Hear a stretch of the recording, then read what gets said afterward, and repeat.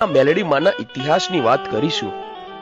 ભાવનગરથી Rajkot highway પર જતા ઢસા ગામની બાજુમાં માંડવા ગામ આવેલું છે। આ માંડવા ગામમાં લાખા મોરી રહેતો હતો। આ લાખા મોરીમાં મેલડીનો પરમ ઉપાસક હતો અને એને માં મેલડી ઉપર અપાર શ્રદ્ધા અને વિશ્વાસ હતા।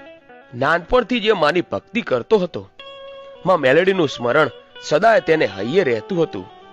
આમ ધીરે ધીરે આજુબાજુના ગામમાં લાખા મોરીની મેલડીનું નામ બોલાતું હતું। લાખા મોરીની મેલડી ગાડાને પણ સાજા કરી દેતી, એની પારે આવેલા દુખિયાના દુઃખને એ દૂર કરતી હતી। આમ લાખા મોરીની માં મેલડીનું નામ ચારેય બાજુ ગુંજતું હતું અને સાથે સાથે લાખા મોરીને પણ લોકો ઓળખવા લાગ્યા હતા। આ જોઈને ગામના અમુક લોકોને ઈર્ષા થઈ અને એકવાર ગામના મોટા 5 માણસોને એમ થયું કે આ લાખાના ઘરમાં 2 ટંકનું ખાવાનુંય નથી ને આજુબાજુના 12 ગામોમાં એનું નામ બોલાય છે। અમે તો જમીન જાગીર વાળા કહેવાઈએ, અમારું તો ક્યાંય નામ બોલાતું નથી। હવે આનો કંઈક રસ્તો કરવો પડશે। આમ બધાને ઈર્ષા થવા લાગી। રાત્રે બધાએ ભેગા થઈને એવી વાત કરી કે કાલે સવારે ગામમાં ઢંઢેરો પીટાવીને ગામના માણસોને ભેગા કરીને લાખા પર ચોરીનો આરોપ મૂકવો અને લાખાને ગામની બહાર કાઢી મૂકવો।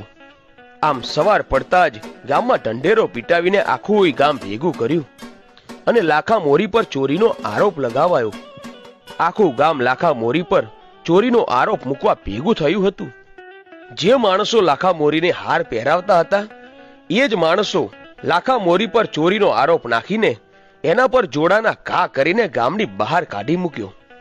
પણ લાખા મોરીને તો ગર્વના ગુમાનનું રૂવાડું ફરક્યું નહીં, એને કઈ અસર ના થઈ। તેણે બહાર નીકળીને મનમાં વિચાર કર્યો કે હવે હું ક્યાં જઈશ। હાલ માંડવા ગામની બહાર એક બુટિયો કૂવો આવેલો છે જે પથ્થરોથી બાંધેલો છે। એ બુટિયા કૂવાની પાસે આવીને લાખા મોરીએ આસન જમાવ્યું અને હે માં મેલડી, હે માં મેલડી, હે માં મેલડીના નામનું રટણ કરવા લાગ્યો। આમ ત્યાર પછી આશરે 6 મહિના વીત્યા હશે ત્યારે નવી નવી તાંત્રિક વિદ્યા શીખીને એક ગાગી નામની બાઈ કામરૂ દેશથી ઉડતી ઉડતી આ માંડવા ગામના પાદરમાં ઉતરે છે। પછી તો આ ગાંગીએ માંડવા ગામમાં એવું તે જાદુ કરી દીધું કે ગામના દરેક માણસો આ ગાગીને પૂછી પૂછીને જ કામ કરતા। કોઈ સારું કામ કરવું હોય કે દીકરાની જાન જોડવી હોય કે કોઈ દીકરીનું શ્રીમંત કરવું હોય, આમ આખું ગામ તેને પૂછીને જ બધા કામ કરતા હતા। આમ તેને પૂછ્યા વગર કંઈ પણ સારું કામ થતું નહીં અને જો કોઈ તેની સામે બોલે તો ગાંગી તેના મકાનમાં એક કૂબો હતો, એ કૂબામાં એક કાપડ ઉપર એક ચોખાનું ફળું બનાવતી અને આ ચોખાના ફળામાં ગામની બજારને ચિતરતી અને ગામની બજારમાં જે તેની સામે બોલ્યું હોય એનું ઘર પણ ચિતરતી અને જે માણસ બોલ્યો હોય તેના નામનો ચોખાનો દાણો ચિતરતી। મલોખાની છડીથી તે ચોખાનો દાણો તેના ઘર પર ફેંકતી અને સવારે તે માણસનું મૃત્યુ થઈ જતું, તે નિશ્ચિત જ હતું। આવી ગાંગીની વિદ્યા હતી। પછી તો આખા ગામમાં હાહાકાર થઈ ગયેલો। ગામ લોકો મૂંઝાયા કે હવે શું કરશું। પછી ગામના અમુક માણસો ભેગા થયા અને વિચાર કર્યો કે ગાંગીના ત્રાસથી આપણને કોણ ઉગારશે।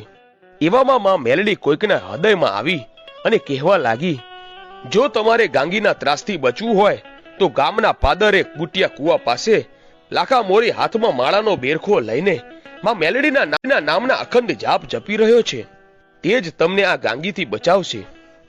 આમ રાત્રે 3 વાગ્યે ગાંગી પોતાના ઘરમાં સૂતી હતી ત્યારે ગામના અમુક માણસો ભેગા થઈને ગામને સીમાડે લાખા મોરી પાસે આવી એના પગ પકડ્યા અને ગાંગીની બધી વાત કરે છે અને તેમાંથી બચવા માટે અરજ કરે છે। લાખો બોલ્યો કે આ વાતનો જવાબ હું તમને કાલે સવારે આપીશ। પછી તરત જ લાખો મોરી બુટિયા કૂએ જઈને માં મેલડીને હૃદયથી કરુણ પોકાર કરે છે। માં મેલડી લાખા મોરીનો પોકાર સાંભળી જાય છે અને રાત્રે 3:30 વાગે બુટિયા કૂવામાંથી ગેબી અવાજ આવ્યો, હે દીકરા લાખા। આટલો અવાજ સાંભળતાની સાથે જ લાખો સમજી ગયો હવે આવી મારી માં હો। પછી માં મેલડી બોલ્યા, દીકરા લાખા, મારા નામે જો કોઈ જીવતું હોય, મારા પર કોઈને વિશ્વાસ હોય અને દુનિયામાં ક્યાંય મરવા દઉં તો હું ઉગતા પોરની મેલડી ના કહેવાઉં, તને મરવા નહીં દઉં લાખા। બોલ લાખા, શું દુઃખ છે? લાખો બોલ્યો, હે માં મેલડી, મારા ગામના માણસો દુખી છે। એ દિવસે લાખાએ ગાંગીની બધી વાતમાં મેલડીને કરી. પછી માં મેલડી બોલ્યા, હે દીકરા લાખા, તો સાંભળી લે મારા શબ્દો. કાલે તારા ગામના માણસો આવે ત્યારે તું એમને કહેજે કે કેસરી ધજા બનાવી આખું ગામ અહીંયા બુટિયા કુએ આવે અને સાથે ભુવાજીને પણ તેડાવે અને મારું માં મેલડીનું સામૈયું કરીને ગામમાં લઈ જાય. લાખા, તને જે દિવસે કાઢ્યો હતો ને એ દિવસે તને જ નહોતો કાઢ્યો, પણ મને માં મેલડીને પણ સાથે ગામની બહાર કાઢી દીધી હતી. દીકરા, મને માં મેલડીને વાત રાખવી હોય અને કઈક પરચો પૂરવો હોય, અને જો લાખા હું ધણને ના ધૂણાવું તો હું તારી મેલડી ન કહેવાઉં. દીકરા, તું ગામ લોકોને કહેજે કે એક કેસરી ધજા લઈ અહીંયા બુટિયા કુવે આવીને મારી માં મેલડીની એક જય બોલાવે. હું જરૂર તેમની સાથે આવીશ. આમ બીજા દિવસની રાતે ગામના માણસો આવ્યા ત્યારે લાખા મોરીએ કહ્યું કે માતાજીએ તમને ગામના બધા માણસોને સાથે એક કેસરી ધજા લઈ સાથે ભુવા તેડાવી અહીંયા બુટિયા કુવે બોલાવ્યા છે, અને અહીં આવી માં મેલડીની જય બોલાવી માના સામૈયા કરજો, એટલે માં મેલડી તમારી સાથે ગામમાં આવશે અને ગાંગીથી બચાવશે. આટલું સાંભળી ગામના માણસો રડતા રડતા બોલ્યા કે દિવસે તો ગાંગીને પૂછ્યા વગર અમારે ક્યાંય નથી જવાતું, તો અમે દિવસે સામૈયું કેવી રીતે કરીશું? લાખો બોલ્યો કે વહેલી સવારે ગાંગી સૂતી હોય ત્યારે ગામના માણસોને અહીં લઈ આવજો. આમ ગામ લોકોએ બધી તૈયારી કરી અને પરોઢિયે વહેલી સવારે સૂર્ય ઉગે તે પહેલા ગામના લોકો ભેગા થઈને સાથે ભુવાજીને અને માની ધજા લઈને બુટિયા કુએ પહોંચ્યા. માં મેલડીની જય બોલાવીને સામૈયા કર્યા અને માં મેલડીની અને લાખા મોરીને ગામમાં લઈ જવા નીકળ્યા. જ્યાં ગામના ચાપામાં પહોંચ્યા ત્યાં તો ગાંગીની આંખો ખુલી ગઈ અને જઈને જોયું અને પૂછ્યું કે આ બધું શું છે? તો કોઈકે કહ્યું, તમને ખબર નથી, આ લાખો મોરી અને માં મેલડીને આખું ગામ સામૈયું કરીને સીમાડેથી ગામમાં લાવે છે. ગાંગી બોલી કે મને પૂછ્યા વગર જ? હા, તને પૂછ્યા વગર જ. હવે ગાંગીનો રંગ બદલાયો અને ક્રોધમાં તે લાલ ચોળ થઈ ગઈ. પછી ઝડપથી હાથમાં ચોખાની મુઠ્ઠી ભરીને કહેવા લાગી, હાલ જ જોઈ લઉં તારા લાખલાને અને જોઈ લઉં તારા લાખાની મેલડીને.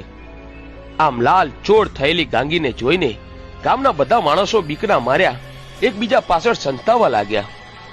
હવે લાખો મોરી ગાંગીની સામે આવ્યો, પણ ગામનો એકે માણસ લાખાની પાછળ ઉભો ન રહ્યો. પછી ગાંગી મંત્ર બોલી અને લાખા પર ચોખાના મુઠ્ઠીનો ઘા કર્યો અને ચાંપામાં જ તેને લાખા મોરીને પછાડ્યો. ધીરે ધીરે લાખો ઉભો થાય છે ત્યાં તો સવારનો સૂરજ ઉગી ગયો છે. લાખો માં મેલડીને અરજ કરતા કહે છે, હે માં, તે તો મને મોતના કૂવામાં ધકેલી દીધો. માં, તારે આવું જ કરવું હતું તો તે મને વચન કેમ આપ્યું? તારા વચને તો હું અહીંયા આવ્યો છું. ત્યાર પછી કહેવાય છે કે આકાશવાણી થઈ અને કેબી અવાજમાં માં મેલડી બોલ્યા, હે લાખા, સાંભળ, તું આ ગાંગીથી 12 ડગલા છેટો હટી જા. લાખો બોલ્યો, મારી 12 ડગલા કેમ? ત્યારે માં મેલડી બોલ્યા કે હે લાખા, ગાંગીને કામરૂ દેશની એવી શક્તિ છે જે ગાંગીની ફરતા 12 ડગલામાં જે કોઈ માણસ આવે તે માણસની બધી શક્તિ પોતાની અંદર લઈ શકે છે. તેથી તું એનાથી 12 ડગલા છેટો હટી જા અને પછી ઉભો થઈને સૂર્યનારાયણની સામે ધૂળની મુઠ્ઠી ભરી મારું માં મેલડીનું 3 વાર નામ લેજે અને મુઠ્ઠી ભરેલી ધૂળ ગાંગી પર ઘા કરજે. જો હું મેલડી ગાંગીને પછાડી ન દઉં ને તો હું લાખા મોરીની મેલડી ન કહેવાઉં. આમ માં મેલડીના કહ્યા પ્રમાણે લાખો 12 ડગલા પાછો જઈને હાથમાં ધૂળની મુઠ્ઠી ભરીને સૂર્યનારાયણની સામે જોઈને જય માં મેલડી, જય માં મેલડી, જય માં મેલડી એમ 3 વાર માં મેલડીને યાદ કરીને લાખાએ મુઠ્ઠી ભરેલી ધૂળનો ગાંગી પર ઘા કર્યો. અને પછી તો જેમ દડો ઉડે એમ ચાપામાં માં મેલડીએ ગાંગીને ઉડાડી અને માં મેલડીના નામનો લાખાને ખમકારો થયો.